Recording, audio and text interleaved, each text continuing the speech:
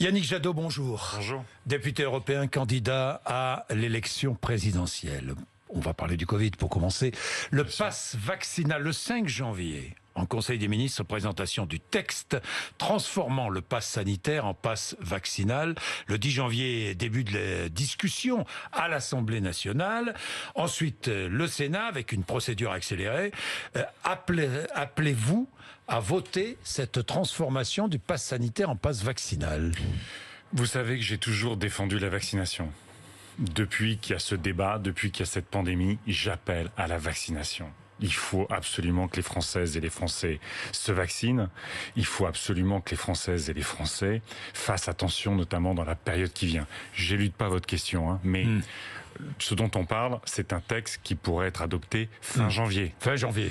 La vague, ce que certains médecins, épidémiologistes, spécialistes appellent maintenant un tsunami, c'est maintenant. C'est dans les jours qui viennent qu'elle est en train de nous submerger. Oui. Donc moi j'appelle à la fois les Françaises et les Français, dans cette période de fête qui vient, à prendre toutes les mesures de protection. Maintenant, le pass vaccinal sert à quoi? Il sert à pousser les Français, les 5 millions de Français qui ne sont pas vaccinés, à aller se faire vacciner. Vous savez, ne soyons pas dupes. Non, vous avez parfaitement raison. Moi, je l'ai dit, vaccin. Maintenant, vous savez, depuis le début, notre référence, c'est la science. La science, la science, la science. Il y a encore 10 jours, l'Organisation mondiale de la santé n'appelait pas à la vaccination obligatoire. Dans les recommandations, il y a quelques jours, du Conseil scientifique, il n'appelle pas à la vaccination obligatoire. En revanche, il nous faut absolument aller chercher les personnes qui ne se sont pas encore vaccinées. Quand dans certains quartiers, on le sait par exemple en Seine-Saint-Denis, les personnes sont tellement éloignées depuis des années des systèmes de santé qu'il faut aller vers ces personnes. Il faut, vous savez, j'ai rencontré il y a quelques mois le président de la Croix-Rouge. Qui m'expliquait, vous savez, ils ont un réseau extrêmement puissant, ils sont en service de santé sur l'ensemble du territoire. Il me disait, quand on passe 20 minutes, 25 minutes, 30 minutes avec les personnes qui ont des doutes, on arrive à lever des doutes et ces personnes se vaccinent. Donc, il y a le premier segment, c'est la vaccination. Il y a des irréductibles. Et je vous demande, vous, Jean-Jacques Bourdin, vous, BFM, je vous demande de lancer des campagnes avec les témoignages. Je sais que vous le faites déjà, mais vous avez vu en fin de semaine ce témoignage de cette personne qui s'était pas vaccinée. Je sais plus s'il est restaurateur, je sais plus ce qu'il faisait. Pas vacciné, qui était à l'hôpital et qui pleurait à la télé en disant « J'ai fait l'erreur de ne pas me vacciner ». Vaccinez-vous, j'ai failli mourir. Alors plutôt que d'avoir des reportages du président de la République qui se met en scène dans l'autosatisfaction, ayons des malades qui racontent leur maladie, ayons des malades qui racontent le Covid long, ayons les aides-soignants. Mais je vous pose la question, est-ce que... on verra le texte, moi j'ai pas le texte. Mais vous n'êtes pas contre, je le dis aujourd'hui. Pas contre le pass vaccinal. Tant que ma référence, c'est la science. C'est la science. Si le Conseil scientifique dit demain qu'il faut aller vers la vaccination obligatoire, je suivrai le Conseil scientifique. Le pass vaccinal est la dernière étape avant la vaccination obligatoire. On sait ce que ça veut dire. On sait ce que ça veut dire. Mais ça suffit pas. Jean-Jacques Bourdin, aujourd'hui l'enjeu, c'est la contamination. Et on sait à quel point ces variants sud-africains comme avant indiens sont contaminants. Aujourd'hui, où se passe l'essentiel de la contamination? C'est à l'école. C'est à l'école, vous le savez. Alors, est-ce que vous demandez le report de la reprise de l'école? Le rallongement des vacances? Moi, je n'ai pas, encore une fois, là, les études scientifiques qui me permettent de dire. En revanche, je suis totalement sidéré. Et je trouve que Jean-Michel Blanquer, qui a fait son boulot pour garder l'école ouverte, il a eu raison, non? Il a eu raison. Simplement aujourd'hui, il ne fait pas le boulot sur les capteurs de CO2. Il ne fait pas le boulot sur les capteurs de CO2. Il est totalement invraisemblable. Au fond, il y a une sorte de... Je dirais... Je vais pas utiliser ce mot-là parce que ça serait pas responsable. Mais il y a quand même une forme de complicité avec le virus qui est de ne pas installer les capteurs de CO2 dans les classes pour savoir quand est-ce qu'il faut aérer et éviter que les enfants soient des propagateurs de virus et potentiellement développent des formes graves du virus. Le ministre Blanquer Oui. participe de la propagation du virus en n'installant pas des capteurs de CO2 à l'école. Et je Yannick trouve ça Jadot. profondément choquant quand ça fait un an que tout le monde dit qu'il faut le faire. Donc, vous n'êtes pas contre le pass vaccinal.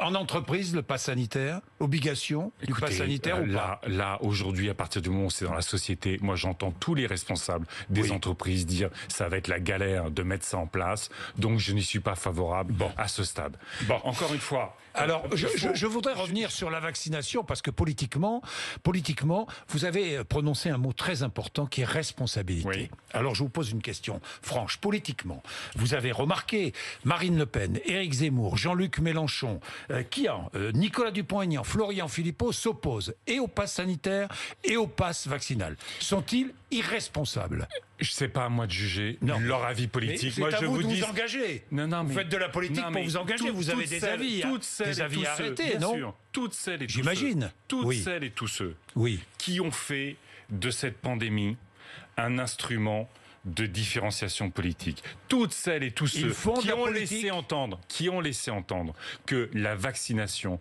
pouvait être un problème et non pas une solution, ont une responsabilité lourde, ont fait une faute politique. Il n'y a pas de débat pour moi.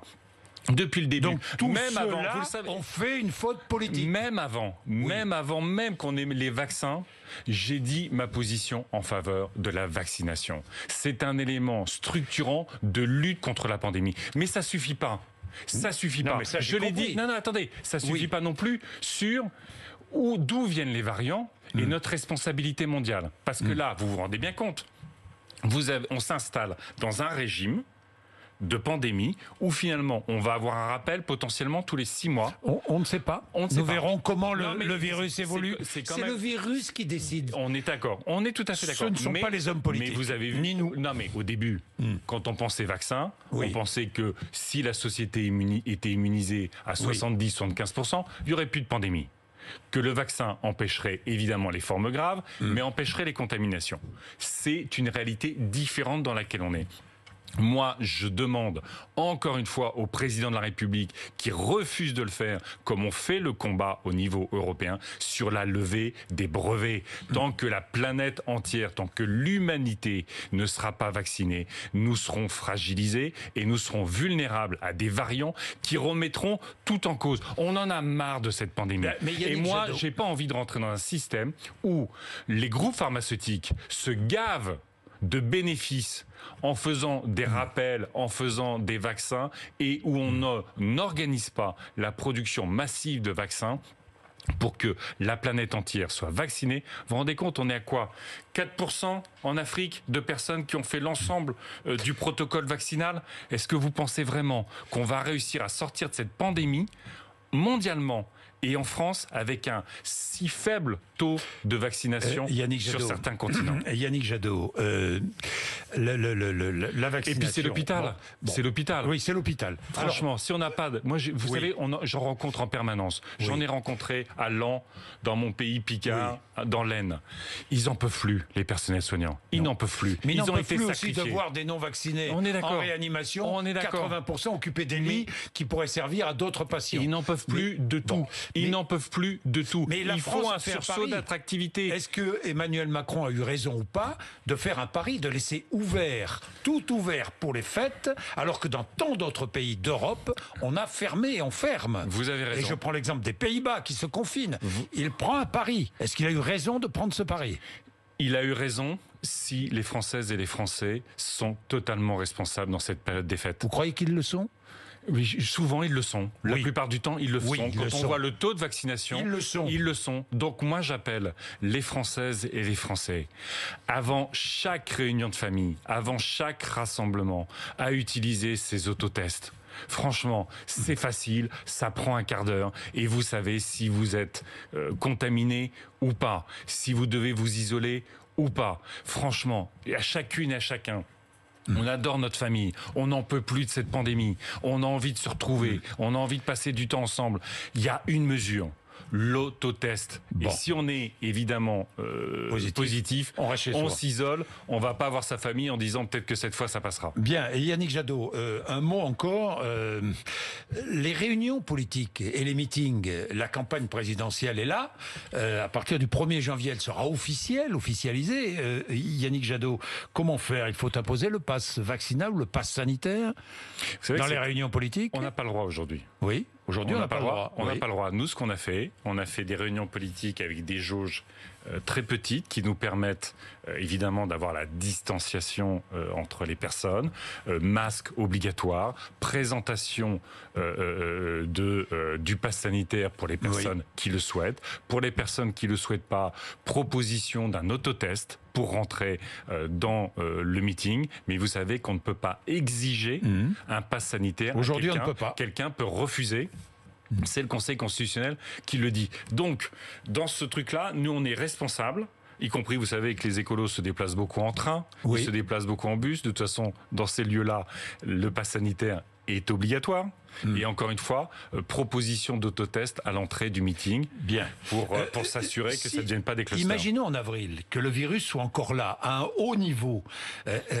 Vous craignez une abstention forte. Est-ce que vous craignez une abstention forte? Je crois que... Comme aux européennes, d'ailleurs. Il y avait eu, alors pour le coup, aux européennes, non. Oui. Il y avait eu un sursaut. Il y avait C'est eu au un municipal. sursaut. Oui, au c'est municipal, oui. départemental et régional. Oui. Effectivement, alors, il y a eu un est-ce qu'il ne truc. faudrait pas faire la promotion du vote électronique ou... C'est le vote par correspondance. Oui, oui. Le vote par correspondance. Oui. Moi, depuis des mois, voire des années, nous défendons le vote par correspondance. Enfin, vous vous rendez compte que Gérald Darmanin citait Poniatowski dans les années 70 pour refuser le vote par correspondance. Il n'était même pas né à l'époque. Je veux dire, regardez ce qui s'est passé aux États-Unis. Trump, avec sa batterie d'avocats, n'ont pas réussi à contester la légalité et la sincérité du vote à partir du moment où il y avait du vote par correspondance. Donc oui, et il nous faut un débat politique. Pourquoi il nous faut un débat politique?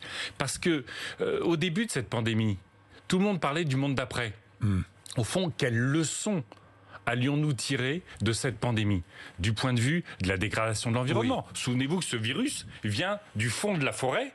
Et parce que la forêt a été détruite, ce virus s'est retrouvé au cœur de nos sociétés, avec le drame qu'on connaît.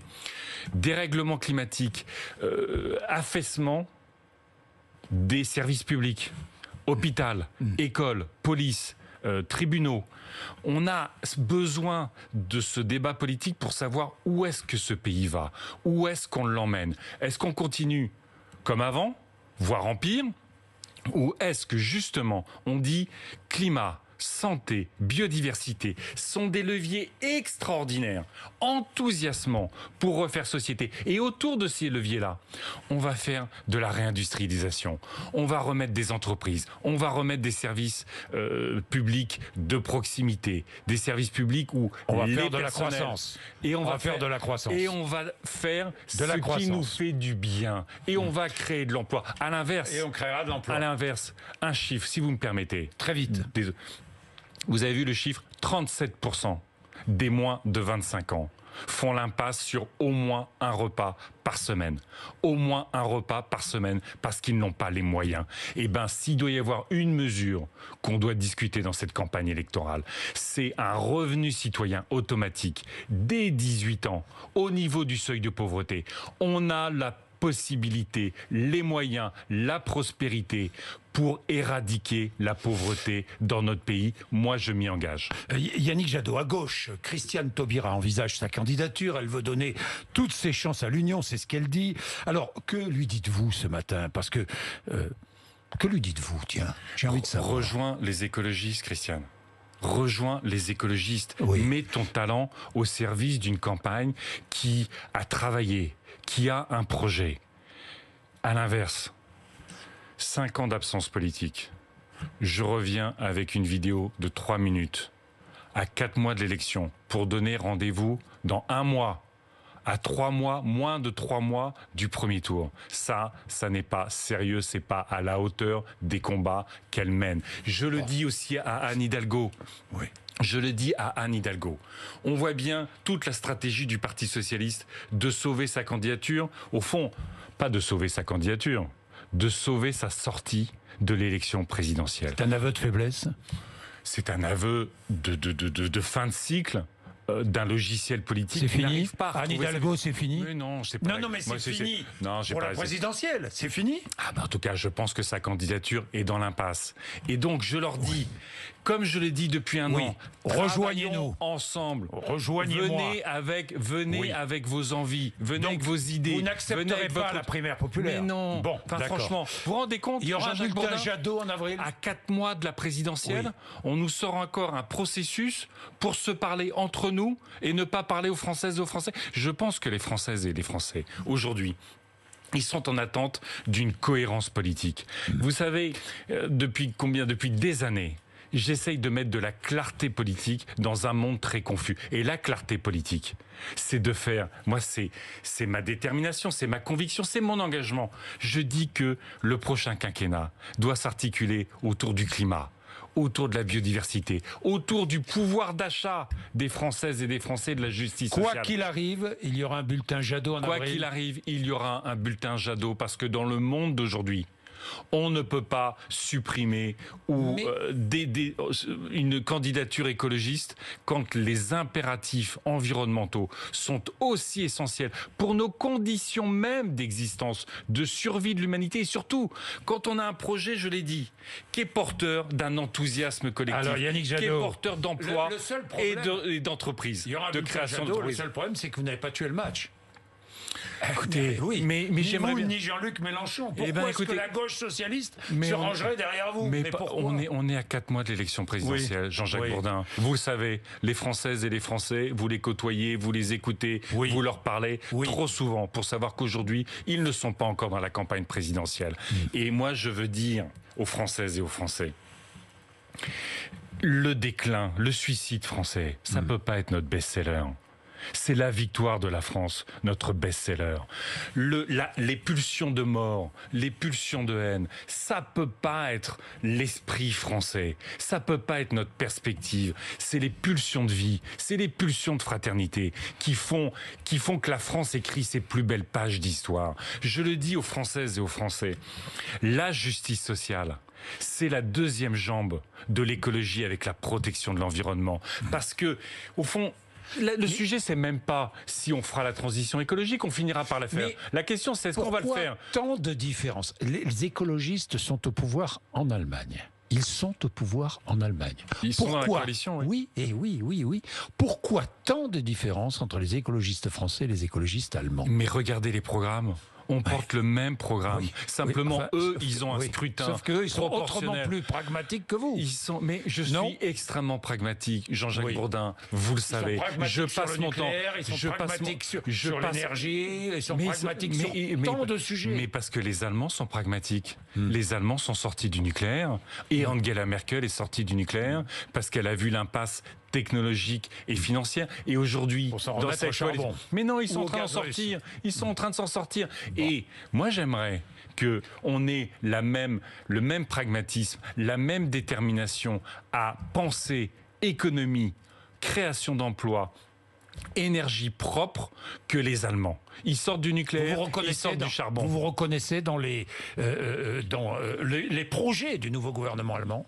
Écoutez, il y a des choses qui vont dans le bon sens, incontestablement. Après, c'est une coalition. C'est une coalition à partir du moment où vous avez une coalition qui est négociée. Que feriez-vous avec Nord Stream 2?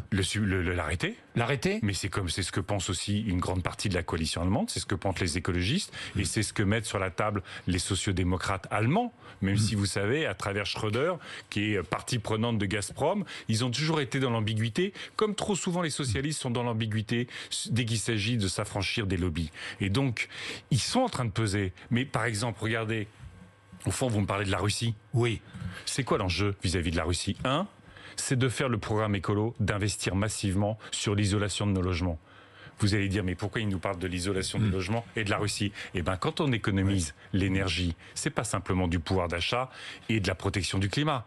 C'est la fin des complaisances et de notre dépendance vis-à-vis du gaz russe. Mais j'aurais aimé que le président Macron relance le groupe de Minsk sur l'Ukraine.